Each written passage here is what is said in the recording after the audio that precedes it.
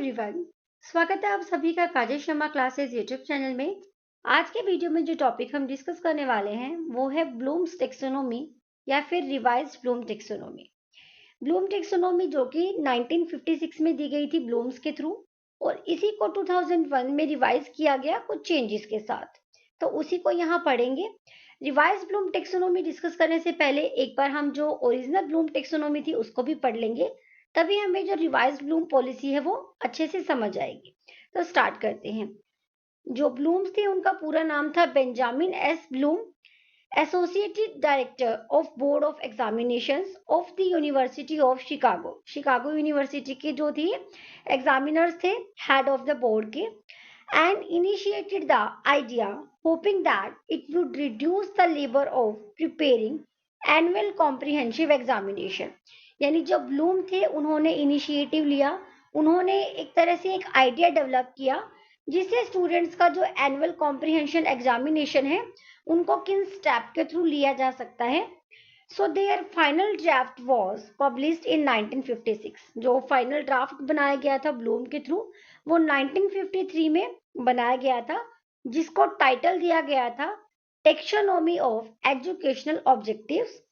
तो इस टाइटल के साथ जो ब्लूम टेक्सोनोमी है वो एक तरह से आप बोल सकते हो पेश की गई। The classification of education goals, जिसमें एजुकेशन गोल्स का क्लासिफिकेशन किया गया, और जो ब्लूम थे उनका जो मेन फोकस था, मेन एम्फासाइज था, वो था कॉग्निटिव डोमेन पर। वैसे तो 3 डोमेन बताए गए हैं एजुकेशन में कि किस तरह से आप स्टूडेंट्स का एक तरह से इवैल्यूएशन कर सकते हो, जिसमें cognitive domain, affective domain and psychomotor domain. अभी उसको हम नेक्स्ट स्लाइड में डिस्कस करेंगे। लेकिन जो ब्लूम टेक्सोनोमी थी उनका मेन फोकस, मेन एम्फासाइज था कॉग्निटिव डोमेन पर, जिसको ब्लूम, उनके साथ उनके कुछ आप बोल सकते हैं मेंबर्स थे या फिर जो उनके कलीग्स थे वो थे, जिनमें शामिल है एक तो एंगलहर्ट, फर्स्ट, हिल एंड क्रॉथवोल। 1956 में इन सबके एक तरह से आप बोल सकते हैं ग्रुप ऑफ पीपल्स था, ग्रुप ऑफ बोर्ड था, जिन्होंने मिलकर कॉग्निटिव डोमेन दिया, और उसके हेड ब्लूम थे, इसलिए इनको ब्लूम टेक्सोनोमी कहा जाता है जो इन्होंने दी थी। The revision of this framework, which is subject of the issue of theory into practice। अब इस थ्योरी को प्रैक्टिस में लाना थोड़ा सा ट्रिकी था, जिसकी वजह से 2001 में जो थे एडरसन एंड क्रैथवोल थे, उनके थ्रू कुछ चेंजेस किया गया ब्लूम टेक्सोनोमी में। नेक्स्ट स्लाइड में आप देखोगे कि यहाँ पर 3 डोमेन्स बताए गए हैं। स्पेशली अगर हम एजुकेशन की बात करें, स्टूडेंट की डेवलपमेंट की बात करें, तो तीनों ही डोमेन एजुकेशन में इंपॉर्टेंट रोल प्ले करते हैं।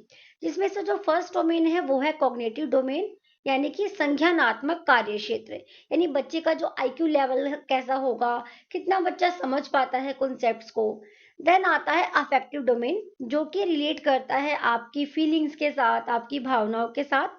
एंड थर्ड आता है साइकोमोटर डोमेन। साइकोमोटर डोमेन का मतलब है कि बच्चा फिजिकली कितना एक्टिव है, उसकी जो एक तरह से आप बोल सकते हैं उसकी हेल्थ, वो कितना फिट है। तो ये सारे डोमेन स्टूडेंट की एक्टिविटी को अफेक्ट करते हैं। लेकिन जो ब्लूम टेक्सोनोमी का मेन फोकस किया गया था वो था कॉग्निटिव डोमेन के ऊपर। नेक्स्ट यहाँ पर आप देखोगे डोमेन्स ऑफ एजुकेशनल ऑब्जेक्टिव। सभी जो डोमेन अभी हमने यहाँ 3 डोमेन पढ़े, तो उन डोमेन्स के कैसे कैसे स्टेप्स होंगे चीजों को याद रखने के, चीजों को कनेक्ट करने के for educational purpose. So first यहाँ पर आप देखोगे कॉग्निटिव डोमेन। कॉग्निटिव डोमेन बच्चे की जो ब्रेन पावर है, जो उनका मेंटल लेवल है, या आप आईक्यू लेवल भी बोल सकते हो, उससे रिलेट करता है। अफेक्टिव डोमेन रिलेट करता है बच्चे की फीलिंग्स के साथ, जिसको मैंने यहाँ हार्ट सिंबल से शो किया है। देन आता है साइकोमोटर। साइकोमोटर का मतलब है कि बच्चा फिजिकली कितना एक्टिव है, तो यहाँ मैंने इसको हैंड्स के साथ डिनोट किया है। सो यहाँ हम 1 बाय 1 डोमेन के स्टेप्स पढ़ेंगे। एक चीज मैं यहाँ क्लियर कर दूं, जो ये वाला स्टेप है यानी कॉग्निटिव डोमेन के जो स्टेप्स हैं वो 2001 यानी जो रिवाइज्ड ब्लूम टेक्सोनोमी थी उसके अकॉर्डिंग लिए गए हैं। सो फर्स्ट आता है रिमेम्बरिंग। यानी जब हम बच्चे को कुछ कोई टॉपिक पढ़ाते हैं तो बच्चा क्या करता है, वो चीजों को समझता है या फिर जो उसने प्रीवियस क्लास में पढ़ा है उसको याद करने की कोशिश करता है, मतलब रिमेम्बरिंग करता है। देन आता है अंडरस्टैंडिंग। वो समझेगा उस चीज को, देन उसको अप्लाई करेगा, अपनी एक्टिविटी में अप्लाई करेगा या फिर अपनी रियल लाइफ सिचुएशन से अप्लाई करेगा। देन आता है एनालाइजिंग। बच्चा जो है चीजों को एनालाइज करना सीखता है, उसका विश्लेषण करता है। देन उसके बाद उसका जजमेंट करता है, यानी कि वैल्यूएटिंग करता है। देन लास्ट में आता है क्रिएटिंग। उसके बाद वो चीज़ों को कनेक्ट करना सीख जाता है, खुद से क्रिएटिंग करता है। तो ये थे कॉग्निटिव डोमेन के स्टेप्स। फिर आता है अफेक्टिव डोमेन, जिसमें सबसे पहले बच्चा जो इन्फॉर्मेशन है उसको रिसीव करता है। रिसीव करने के बाद उस पर रिस्पॉन्ड करता है। देन उसकी वैल्यूइंग, उसको वैल्यू करेगा। ऑर्गेनाइजिंग, यानी जो चीजें उसने एक तरह से ऑप्ट की हैं उसको ऑर्गेनाइज करेगा।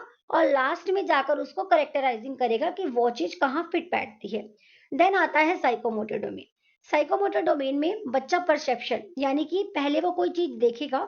कि मान लीजिए एग्जांपल देती हूँ आपको कि आपके घर में आपके बड़े कुछ काम कर रहे हैं। मान लीजिए जैसे जो प्लम्बर होते हैं वो कुछ रिपेयर कर रहे हैं, तो बच्चा क्या करेगा, पहले उसको देखकर अनुमान लगाता है, एक परसेप्शन करता है। देन इमिटेशन, इमिटेशन मतलब नकल करना, तो बच्चा उसको इमिटेट करेगा। नेक्स्ट आता है मैनिपुलेशन। मैनिपुलेशन का मतलब है कि किसी चीज़ को कंट्रोल करना, उसको मैनेज करना। लाइक आपने किसी को कोई काम करते हुए देखा या कोई वर्क करते हुए देखा, तो आप उसको एक्वायर कर लेते हो, यानी उसको देखकर आप सीखने लग जाते हो। तो ये होती है मैनिपुलेशन स्टेज। फिर आती है प्रिसिशन। इसका मतलब होता है शुद्धता, या फिर किसी काम को आप कितने अच्छे तरीके से कर पाते हो, कितने, एक बोल सकते हैं कितनी क्लीन तरीके से आप उसको कर पाते हो। देन आता है आर्टिकुलेशन। आर्टिकुलेशन को हिंदी में जोड़बंदी कहा जाता है, जिसका मतलब होता है कि बच्चा जो आप वर्क देखकर कर रहे हो, जिसको स्टार्टिंग में आपने इमिटेट करा, देन आपने उसको क्लैरिटी के साथ करने की कोशिश की। आर्टिकुलेशन में आप एक तरह से बोल सकते हो, आप उससे मैच करके, स्ट्रोंगली मैच करके आप वो काम करना सीख जाते हो। यानी लगभग मिलता जुलता आप सामने वाले पर्सन के अकॉर्डिंग करना सीख जाते हो। एंड लास्ट में आता है नेचुरलाइजेशन, यानी कि आप उस वर्क में मास्टरी कर लेते हो, आप उस वर्क में प्रोफिशिएंट हो जाते हो। और एक तरह से आप बोल सकते हैं कि आप नेचुरल वे से उस वर्क को कर पाते हो इक्वली टू दैट पर्सन, यानी जिसकी नकल करके, जिसको इमिटेट करके आपने सीखा, लास्ट में जाकर आप नेचुरल वे से उसको कर पाते हो, जैसे वो सामने वाला पर्सन कर पाता है या जैसे वो चीज़ होनी है। तो ये थे तीनों डोमेन्स जो कि एजुकेशन पर्पस के अकॉर्डिंग तीनों ही डोमेन का होना इंपॉर्टेंट होता है एक बच्चे के डेवलपमेंट के लिए। लेकिन हम यहाँ पर ज़्यादा जो फोकस रहेगा वो हमारा कम्युनिटी डोमेन पर रहेगा, क्योंकि ब्लूम टेक्सोनोमी का ये इंपॉर्टेंट डोमेन या इंपॉर्टेंट फैक्टर आप बोल सकते हो।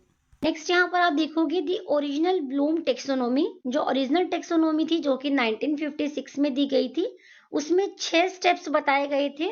ये आप देख सकते हो, डाउन टू टॉप है, यानी कि जो फर्स्ट नंबर वाला है उसको हम हायरार्की लेवल में देखेंगे। फर्स्ट है नॉलेज, यानी कि जो अगर हम बच्चे को बात करें, हम बच्चे को इवैल्यूएशन करना हो, तो पहले आप क्या चेक करोगे।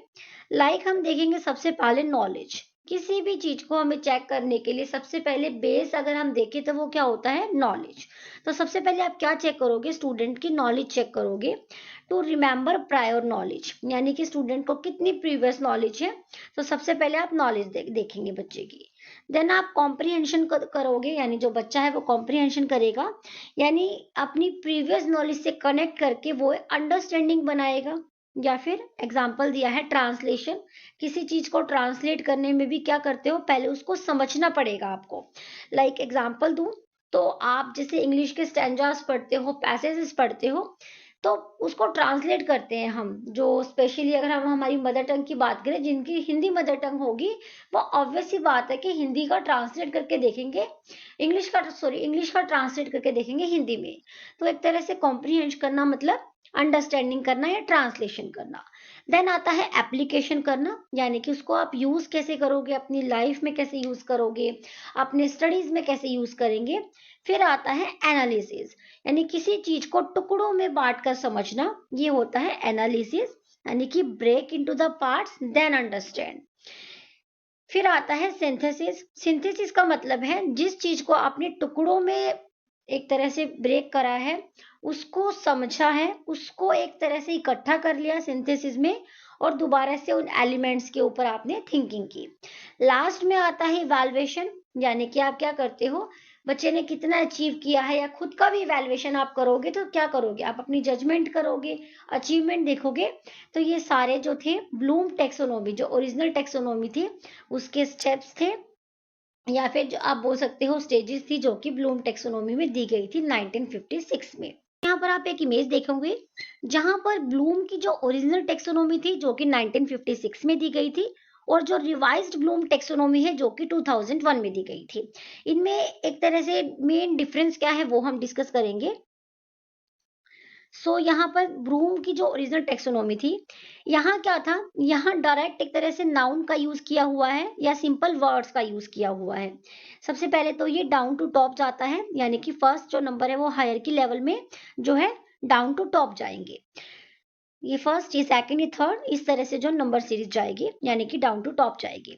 देन इस साइड है हमारी रिवाइज्ड ब्लूम टेक्सोनोमी। तो इनमें जो मेजर डिफरेंस वो है कि जो रिवाइज्ड टेक्सोनोमी थी वहां पर आप देखोगे वर्ब का यूज किया हुआ है, लाइक यहाँ पर आप देखोगे आईएनजी, और यहाँ पर सिंपल नाउन का यूज किया हुआ है। तो जो मेजर चेंज आया था यही आया था कि यहाँ पर वर्ब का यूज किया गया जो रिवाइज्ड ब्लूम टेक्सोनोमी थी। एंड जो अदर चेंजेस है, नॉलेज को यहाँ पर रिमेम्बरिंग कर दिया। ऑलमोस्ट सेम वर्ड है कि आपने नॉलेज ली या फिर रिमेम्बर किया, ऑलमोस्ट एक ही बात है। फिर आता है जो ब्लूम की ओरिजिनल टेक्सोनोमी थी वहां पर कॉम्प्रिहेंशन था, एंड यहाँ पर क्या हुआ, अंडरस्टैंडिंग। उसी का एक तरह से आप बोल सकते हो सिमिलर वर्ड है। ब्लूम ओरिजिनल टेक्सोनोमी में एप्लीकेशन को अप्लाइंग कर दिया गया, यानी कि नाउन से वर्ब कर दिया गया। एनालिसिस को एनालाइजिंग कर दिया गया। यहाँ पर जो मेजर चेंजेस आया वो ये था कि जो इवैल्यूएशन था, यानी जो ब्लूम ओरिजिनल टेक्सोनोमी थी जो ब्लूम की, यानी कि सिक्स्थ स्टेज को फिफ्थ कर दिया गया रिवाइज्ड ब्लूम टेक्सोनोमी में, कि जो इवैल्यूएशन होगा यहाँ आकर वर्ब तो बन ही जाएगा, इवैल्यूएटिंग हो जाएगा, लेकिन इसको फिफ्थ स्टेज पर कर दिया गया। एंड जो सिंथेसिस है, यानी कि सिंथेसिस का मतलब क्या होता है, एनालिसिस में तो हमने उस चीज को टुकड़ों में तोड़कर समझा, लेकिन जब हम उन टुकड़ों को जोड़कर दोबारा से उसका एक अपना पॉइंट ऑफ व्यू देंगे, यानी उस जब सिंथेसिस करेंगे तो वहां पर बच्चा अपनी क्रिएटिविटी लगाएगा, कोई नई चीज क्रिएट करेगा। तो इसीलिए इसको लास्ट स्टेज पर कर दिया गया कि बच्चा इवैल्यूएशन के बाद क्रिएटिंग करेगा, यानी कि कोई नए थॉट्स अपने रखेगा। तो यहाँ पर मेजर चेंजेस यही आया था कि जो इवैल्यूएशन है उसको फिफ्थ नंबर पर कर दिया गया और इवैल्यूएटिंग कर दिया गया, और जो सिंथेसिस था उसको क्रिएटिंग नाम दे दिया गया, एंड इसको ब्लूम रिवाइज टेक्सोनोमी में सिक्स स्टेज पर कर दिया गया। तो ये मेजर डिफरेंस था ब्लूम टेक्सोनोमी का, यानी नाउन टू वर्ब करना और इन दो जो स्टेजेस थी इनमें चेंज होना। नेक्स्ट यहाँ पर हमने जो ब्लूम की ओरिजिनल टेक्सोनोमी थी उसको अच्छे से समझ लिया। ये है रिवाइज्ड टेक्सोनोमी। जो रिवाइज्ड टेक्सोनोमी थी, अभी हमने पिछली स्लाइड में तो डिफरेंस किया कि दोनों में डिफरेंस क्या था। यहाँ पर हम जो रिवाइज्ड टेक्सोनोमी है ब्लूम की उसको अच्छे से एक बार समझेंगे। फर्स्ट है यहाँ पर रिमेम्बरिंग। जो ब्लूम की ओरिजिनल टेक्सोनोमी थी वहां पर रिमेम्बरिंग को नॉलेज करके हमने पढ़ा था, लेकिन यहाँ पर हम पढ़ रहे हैं रिमेम्बरिंग। रिमेम्बरिंग में क्या होगा, बच्चा रिकॉल करेगा relevant knowledge from long term memory. यानी कि लॉन्ग टर्म मेमोरी किसे कहते हैं पहले ये समझेंगे। लॉन्ग टर्म मेमोरी वो होती है कि बच्चे ने कभी ना कभी या अपनी प्रीवियस क्लास में कोई चीज कभी ना कभी सीखी होगी, और वो इन्फॉर्मेशन लॉन्ग टर्म मेमोरी में कहीं ना कहीं सेव हो जाती है या स्टोर हो जाती है। उसको रिकॉल करना क्या कहलाता है, रिमेम्बरिंग। देन आता है अंडरस्टैंडिंग। यहाँ बच्चा क्या करेगा, अंडरस्टैंडिंग लगाएगा कि उसने क्या याद किया था उसको समझेगा, फिर वो उसको अप्लाई करेगा यूजिंग नॉलेज गेन्ड इन न्यू वेज। नेक्स्ट है एनालाइजिंग। एनालाइजिंग का मतलब क्या होता है, किसी चीज को ब्रेक कर कर, ये मैं दोबारा बता रही हूँ, किसी चीज को जब हम ब्रेक करते हैं, किसी भी कॉन्सेप्ट को, उसको ब्रेक कर कर यानी कि अच्छे से टुकड़ों में तोड़कर समझना क्या कहलाता है, एनालाइजिंग। तो यहाँ पर क्या है, breaking the concept into the parts, यानी कॉन्सेप्ट को हम पार्ट्स में डिवाइड करते हैं और तब उसको समझते हैं। फॉर एग्जाम्पल, जब आप कोई बुक पढ़ते हो तो वो क्या कैसे डिवाइड होती है, उसकी अलग अलग यूनिट्स होती हैं, यूनिट्स में भी कई चैप्टर्स होते हैं, पार्ट्स होते हैं, तो वो होता है एनालाइजिंग। फिर क्या होगा, रिवाइज जो ब्लूम पॉलिसी थी वहां पर जो इवैल्यूएटिंग है उसको फिफ्थ नंबर पर कर दिया, और जो ये ओरिजिनल थी वहां पर जो इवैल्यूएशन था वो सिक्स नंबर पर था, यानी लास्ट स्टेज था। यहाँ पर जो है फिफ्थ स्टेज है, यानी रिवाइज जो ब्लूम टेक्सोनोमी थी। तो यहाँ पर बच्चा क्या करेगा, making judgement based on set of guidelines, यानी जो भी उसने सीखा, जो भी समझा, वो खुद का इवैल्यूएशन करेगा या फिर टीचर बच्चे का इवैल्यूएशन करेगा। देन आता है क्रिएटिंग। उसने क्या रिजल्ट निकाला, क्या उसको आउटपुट मिला, या फिर उसने के अपने थॉट्स क्या है किसी कॉन्सेप्ट को लेकर, उसके अपने पॉइंट ऑफ व्यू क्या है, तो ये कहलाता है क्रिएटिंग। तो ये थी ब्लूम की रिवाइज टेक्सोनोमी जो कि 2001 में जो है एक तरह से पब्लिश। रिवाइज ब्लूम टेक्सोनोमी यहाँ पर थोड़ा सा डिस्क्राइब किया हुआ है कि ब्लूम टेक्सोनोमी कैसे एक तरह से published हुई थी. So we have mentioned in this chapter that Benjamin S. Bloom along with his associate presented a taxonomy of educational objectives related to cognitive domain of the learner's behavior in 1956. ये देखिए यहाँ पर जो Bloom taxonomy है उन्होंने अपने जो एक तरह से बोल सकते हैं अपने एसोसिएट्स के साथ मिलकर बनाई थी और 1956 में बनाई थी टीचिंग बिहेवियर्स के लिए। लेकिन 2001 में they publish the first major revision of Bloom's cognitive taxonomy in the form of book, यानी कि एक बुक के फॉर्म में जो 2001 वाली टेक्सोनॉमी है वो एक तरह से पेश की थी। उसको टाइटल दिया गया अ टेक्सोनॉमी फॉर लर्निंग। इन टाइटल्स को आप याद रखिएगा क्योंकि जो ओरिजिनल टेक्सोनॉमी थी उसका भी एक टाइटल रखा गया था जिस टाइटल का नाम था टेक्सोनॉमी ऑफ एजुकेशनल ऑब्जेक्टिव्स, और जो रिवाइज टेक्सोनॉमी है उसका जो टाइटल है वो है a taxonomy for learning. Teaching and assessing a revision of Bloom taxonomy of educational objective, ये इसका पूरा एक तरह से टाइटल है। And the revise taxonomy also has 6 divisions of the cognitive process, जो कि अभी हम डिस्कस कर चुके हैं कि जो रिवाइज टेक्सोनॉमी थी उसके भी 6 डिवीजन किए गए थे, 6 स्टेजेस रखी गई थी, जो अभी हमने प्रीवियस स्लाइड में पढ़ ली है कि कौन कौन सी स्टेजेस थी। नेक्स्ट यहाँ पर जो ब्लूम की रिवाइज टेक्सोनॉमी थी उसको एक्सप्लेन किया हुआ है कि जो 6 स्टेजेस थी, 6 जो लेवल्स थे, यहाँ पर उसको एक्सप्लेन किया है। जैसे रिमेम्बरिंग में क्या होगा, रिमेम्बरिंग और रिकॉग्नाइजिंग समथिंग, हम कुछ भी चीज रिमेम्बर कर सकते हैं बिना उसको समझे, क्योंकि याद तो हम कर ही सकते हैं कि हमने प्रीवियस क्लास में क्या पढ़ा था। फिर आता है अंडरस्टैंडिंग, आप चीजों को अंडरस्टैंडिंग करते हो, उनको समझते हैं। फिर आप उस कॉन्सेप्ट को क्या करते हो, अप्लाई करते हो, उस प्रॉब्लम को कनेक्ट करते हो अपनी लाइफ के साथ। देन आता है analyzing, breaking something down into the parts, किसी भी टॉपिक को पार्ट्स में डिवाइड करके समझते हो, उसको बोलते हैं एनालाइजिंग। देन आता है इवैल्यूएटिंग, आप उसको जजमेंट देते हुए एक वैल्यू प्रोवाइड करते हो। लास्ट में आता है creating, creating a new thing, यानी कि लास्ट में उस चीज को लेकर आपके अपने पॉइंट ऑफ व्यूज क्या है, अपना आइडिया क्या है, आप उसको रखते हो। नेक्स्ट यहाँ पर आपको एक टेबल फॉर्म में एग्जांपल्स के साथ उसकी कैटेगरी को और भी आगे डिस्क्राइब करके समझाया हुआ है। आप चाहें तो इस पार्ट को स्किप भी कर सकते हो और चाहो तो समझ भी सकते हो। सो देखिए यहाँ पर जो है कॉग्निटिव प्रोसेस की बात की है, जैसे रिमेम्बरिंग, ये एक तरह से कौन सी हम कर रहे हैं, रिवाइज टेक्सोनॉमी को ही डिस्कस कर रहे हैं। रिमेम्बरिंग का जो अदर सब कैटेगरी क्या हो सकता है, रिमेम्बरिंग का मतलब होता है किसी चीज को ढूंढना, उसको रिकॉल करना या फिर रिकॉग्नाइज करना। फिर आता है अंडरस्टैंडिंग, यहाँ पर इसके कुछ एग्जांपल्स दिए हुए हैं वर्ब की फॉर्म में, आप यहाँ से पढ़ सकते हो। देन आता है अंडरस्टैंडिंग, अंडरस्टैंडिंग में क्या क्या हो सकता है, बच्चा इंटरप्रेटिंग करता है, एग्जाम्पलीफाई करता है, उसको क्लासीफाई करके समझेगा, कंपेयरिंग करके, एक्सप्लेनिंग करके उसको अंडरस्टैंडिंग यानी समझने की कोशिश करता है। फिर आता है अप्लाइंग, उसको अप्लाई कैसे करेगा, इसको हम एग्जीक्यूटिंग बोल सकते हैं कि उस प्लान को एग्जीक्यूट कैसे करेगा, इंप्लीमेंट कैसे करेगा। फिर आता है एनालाइजिंग, एनालाइजिंग में क्या शामिल हो सकता है, आप खुद ही सोचेंगे तो पता लगेगा। जैसे जब हम कुछ एनालाइज करते हैं तो क्या करते हैं, हम उस चीज को ऑर्गेनाइज भी करते हैं, डिफ्रेंशिएट करके भी उसको एनालाइज करते हैं, और उसके जो गुण होते हैं यानी जो एट्रीब्यूट्स होते हैं उसके बेस पर भी उसको एनालाइज करते हैं, यानी कि पार्ट्स में डिवाइड करते हैं।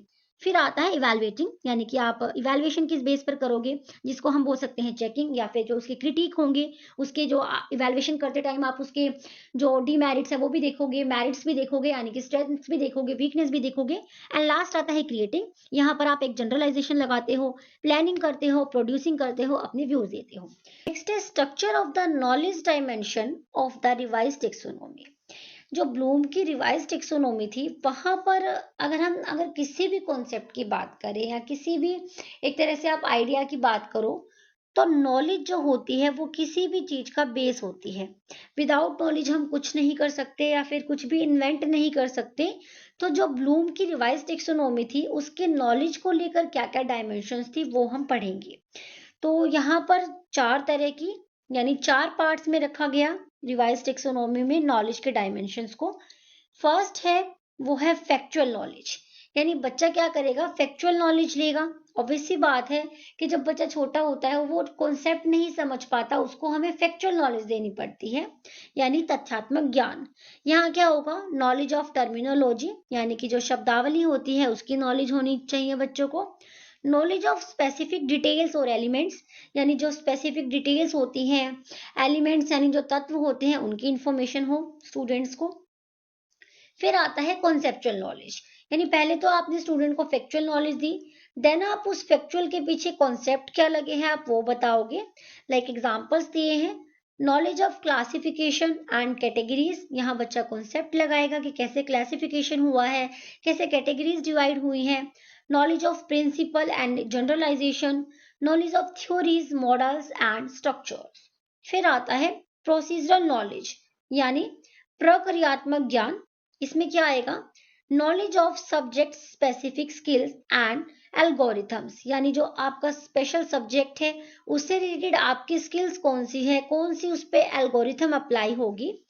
फिर है knowledge of subject specific technique and methods, यानी अगर आप एक एज अ टीचर भी अप्लाई करो अपने ऊपर, तो आपको जो है प्रोसीजरल नॉलेज होनी चाहिए, आपको पता हो कि स्टूडेंट्स को किस टेक्निक से पढ़ाना है, कौन से मेथड से पढ़ाना है, तो यहाँ पर आप इसको अप्लाई कर सकते हो।